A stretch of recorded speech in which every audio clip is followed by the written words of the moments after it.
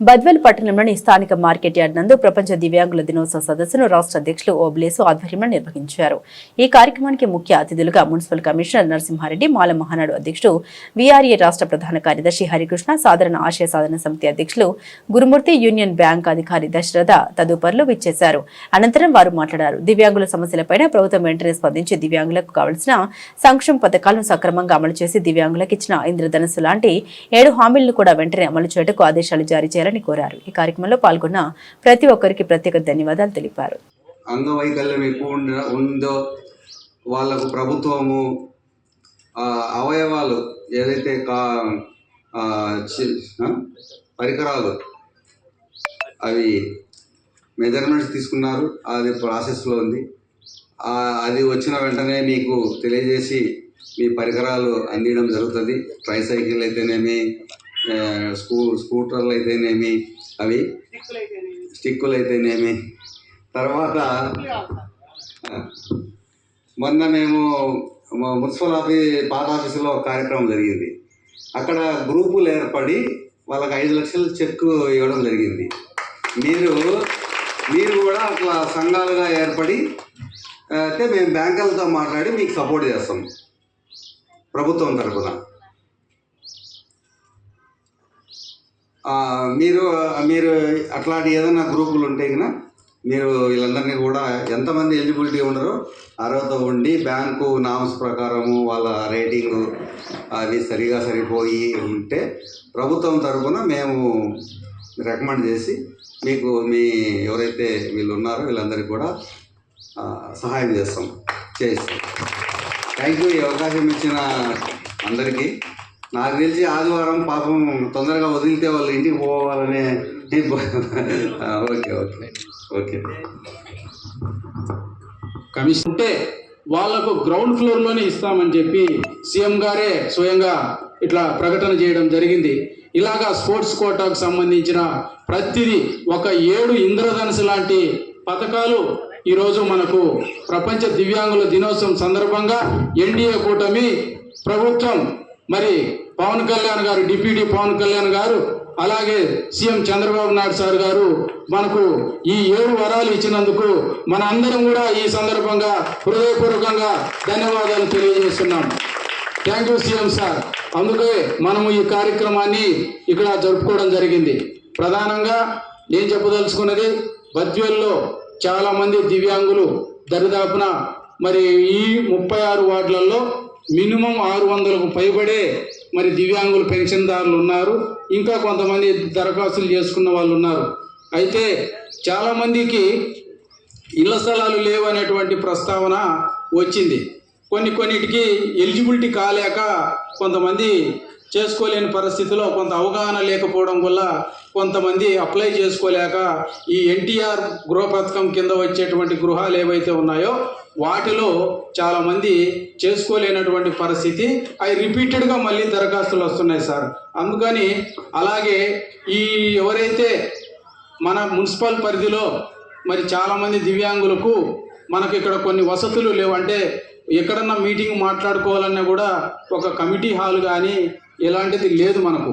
ఎక్కడో ప్రైవేటు భవనాలలోనూ ఎక్కడో ఒకసారి ఇట్లాంటి అనుమతులు తీసుకొని చేయాల్సినటువంటి పరిస్థితి వచ్చింది. అలాగే చాలామంది గతంలో వివాహ ప్రోత్సాహాలు ఉన్నాయి సార్. వికలాంగులు సకలాంగులను మ్యారేజ్ చేసుకుంటే 1,50,000 రూపాయలు ఇవ్వాల్సినటువంటి ఆ పథకము ఇప్పుడు కొంతమందికి ఇంకా రాలేదు. మరి ఆ పథకానికి సంబంధించింది కూడా ప్రభుత్వం త్వరగతిగా మాకు ఆ పరిష్కారం జరగాలి.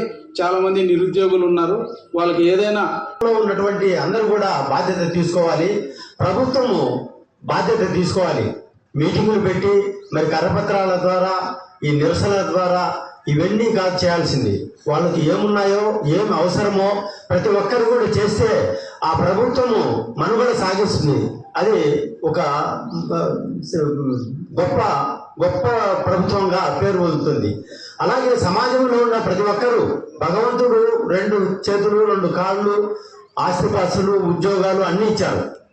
మరి అటువంటి వాళ్ళందరం కూడా ఈ వికలాంగులకు సహాయ సహకారాలు అందించాల్సిన బాధ్యత, ధర్మం కూడా ఉంది. చింతమరెడ్డి రమాదేవి.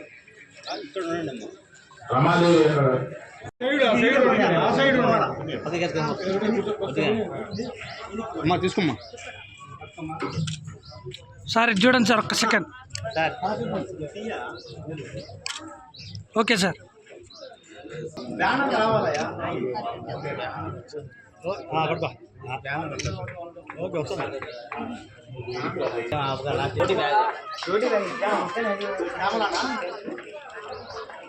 హలో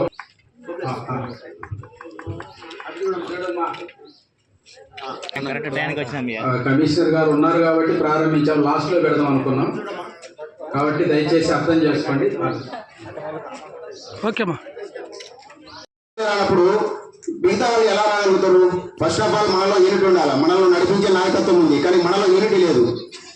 అయితే ఈ సందర్భంగా నేను చెప్పాలనుకున్నది, ఏ ప్రభుత్వం వచ్చి మనకు చేసేది ఏం లేదు, కానీ ఏ ప్రభుత్వం వచ్చినా వికలాంగులను కేవలం ఓటు బ్యాంకింగ్ మాత్రమే వాడుకొని ఆ తర్వాత ఎలక్షన్లు అయిపోతానే వదిలేయడం తప్ప వికలాంగులకు ఒరిగింది ఏం లేదు.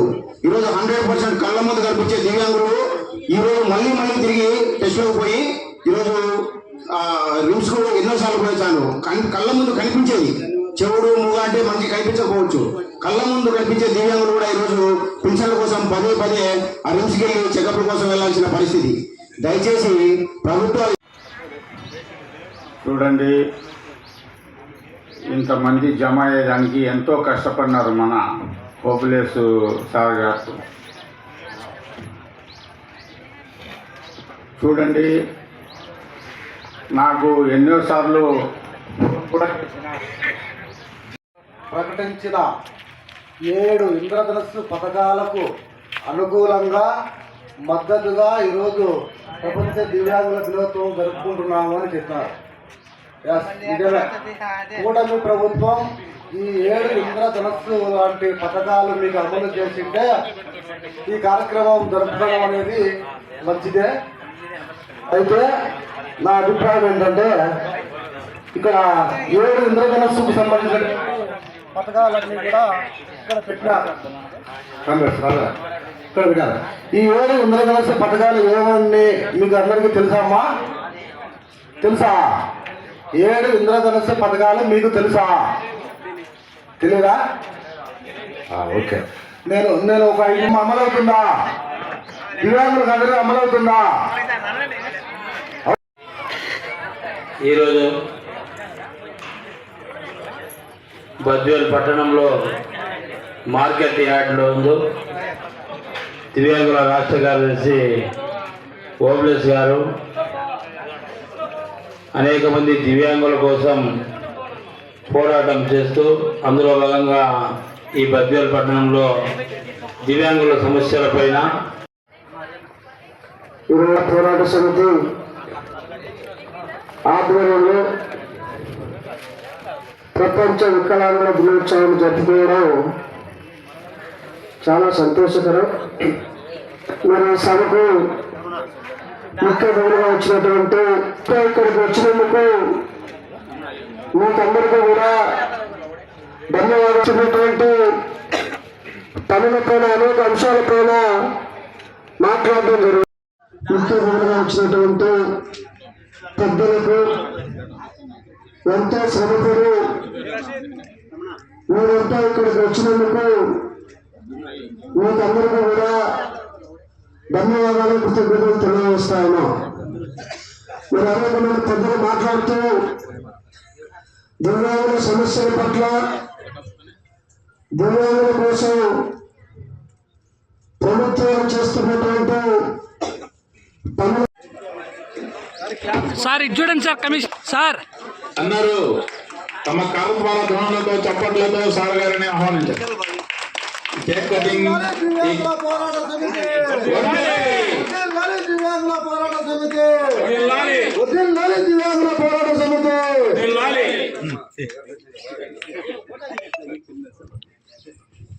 గట్టిగా దివ్యాంగుల పోరాట సమితి.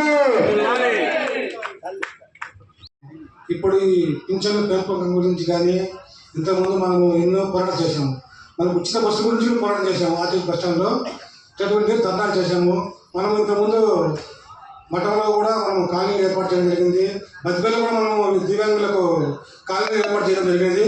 అదేవిధంగా ఇప్పుడు మనము పింఛన పెంపకంలో అయితేనేమి, ఆర్టీసీ బస్సులో మనకు ఉచిత ప్రయాణం అయితేనేమి, ఈ విధంగా మనము ఎన్నో పోరాటాలు చేస్తున్నాము. ఈనాటి పోరాటం వల్లనే మనము ఈనాడు ఈ విధంగా మన హక్కులను సాధించడం జరుగుతుంది. ఇంకా మనకు కొన్ని అవసరాలు చాలా ఉన్నాయి. మనకు ఆర్టీసీ బస్ స్టాండ్లో అయితే ర్యాంపులు లేవు. అదేవిధంగా మనకు గవర్నమెంట్ హాస్పిటల్ కూడా ర్యాంపులు లేవు. మనం రోడ్డు మీద దివ్యాంగులు ఊడ్చకాల వాహనాలు వచ్చేటప్పుడు చాలా ఇబ్బందులు పడుతున్నారు. వాటి గురించి కూడా మనం పోరాటం చేస్తున్నాము. ముఖ్యంగా మనకు ఇప్పుడు బస్ పాసులు రావడం వల్ల మనకెంతో మనకు ఇంకా ఎన్నో పోరాటం చేయాలి. ఎన్నో సమస్యలు ఉన్నాయి. ఆ సమస్యల గురించి కూడా మనము పోరాటం చేయాలి. ఈ సమస్యలు ఏమైనా దినోత్సవ సందర్భంగా మనం అందరం ఒకే వేదికపై కలుసుకోవడం నిజంగా ఎంతో ఆనందకరమైన విషయం.